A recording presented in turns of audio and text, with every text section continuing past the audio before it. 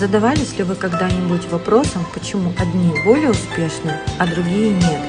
Одной из причин может служить неправильно выстроенная иерархия в вашей семье.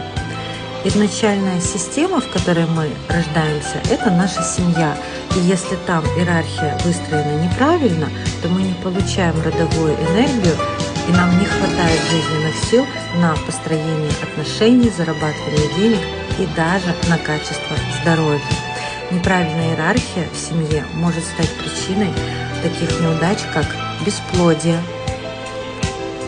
неумение выстраивать отношения с партнерами и с деньгами. Понимание иерархии поможет вам найти причину проблемы и устранить подсознательные блоки, а также лучше понять себя. Если ты хочешь пройти тест-диагностику, пиши мне слово «диагностика», и я пришлю тебе, как пройти диагностику самостоятельно.